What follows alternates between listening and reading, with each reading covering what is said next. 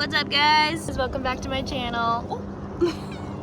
I have 1.5 million things going on right now, but I have a super rare quiet moment at the barn. So I wanted to film an evening barn routine with my 4.5-month-old, which is crazy to say. He's 4.5 months old. He's asleep in his pack and play right now with his little fan. He's grooving. Me and Bonnie are out here getting chores done. I really need to film a new barn tour because we've had a lot of changes. This is our Kubota RTV that we use for a feed cart.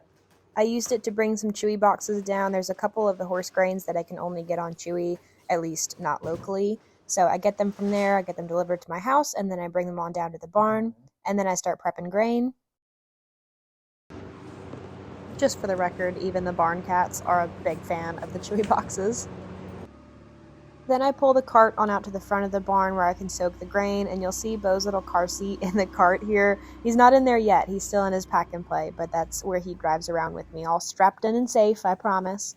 I get the grain all soaked, and then I give it a minute to soak. Some of them have alfalfa, beet pulp, and whatnot, so I let it soak as long as I can. And then I'll go around back of the barn. Bonnie makes sure she's supervising me all the time, and scrub water troughs, fill them. We used to do larger or double water troughs behind the barns in the big group pastures, but I ended up just going back to one singular one that I can scrub and dump and clean every single day so the horses have clean, fresh water offered to them constantly. It's a little bit more work, but I prefer it to having giant water troughs that you can't dump and clean every single day. And then I get the horses all locked in so they're separated to eat. That stall doesn't have a door, but that's okay. Long story. Go back inside the barn and start dumping all the nice soaked grain. There are 5 horses that feed at the upper barn here. The 5th one is around the back of the barn in the add-on stall. She's our new gal. And then I go in and I fly spray all of the horses while they're eating. Our gnats have been really, really bad with the humidity lately, so it helps keep them off just a little bit. And then it was time for a bottle, and you'll see Bobo is all strapped into his car seat and ready to go feed the lower barns. I'll keep an eye on the new mare for a little bit, just make sure she's acclimating well before heading down to the lower barns. Now down here we have a couple other groups of horses. We have what we call middle pasture, lower barn. We've got Tide and Cocoa over in one pasture, and then we have middle barn. Everything is labeled in my head. It doesn't always make sense to everybody else. But this right here is middle pasture, then we have lower barn. I'll go ahead and lock up lower barn's horses. We've got 4 horses down here, 3 geldings and a mare. I bet you can best guess which one is the mare.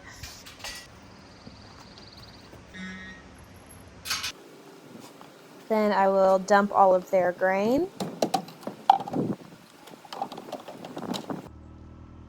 Then we'll come around to what we call middle barn here. This is during the day, Diesel and Winston. Winston is out being ridden at the time of this video, which is why his stall is wide open. And then right next to Diesel is where we keep our minis during the day, and then they get turned out at night.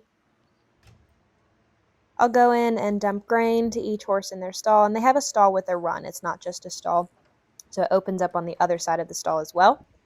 And I'll grab hay nets, check waters, grab any stripped fly masks and whatnot. And then I run back up to upper barn to drop off all the grain buckets, rinse them out, and turn out upper barn. Bonnie Louise!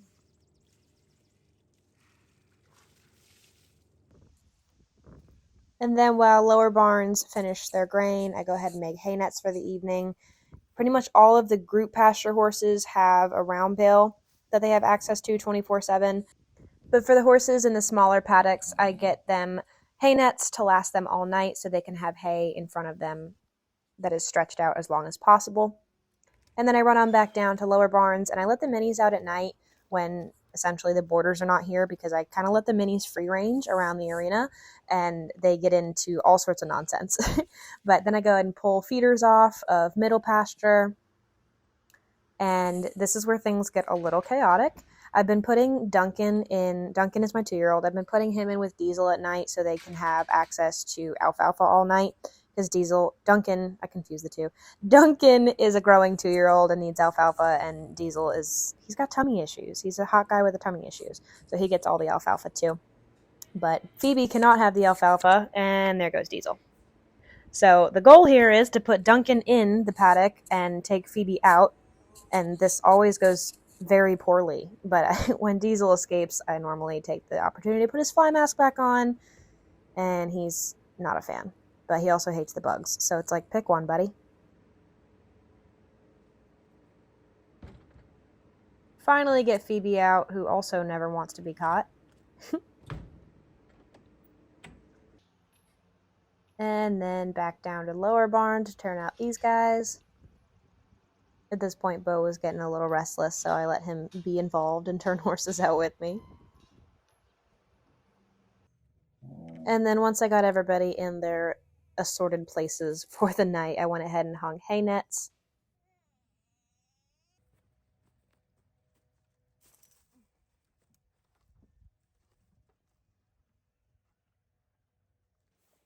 And what would an evening at the barn be without me overflowing at least one water trough? I finish up by filling all of the waters, and that is it for the night chores. I'm sure I missed something in this video, but if y'all want to see more like this, just let me know, and we'll see you next time.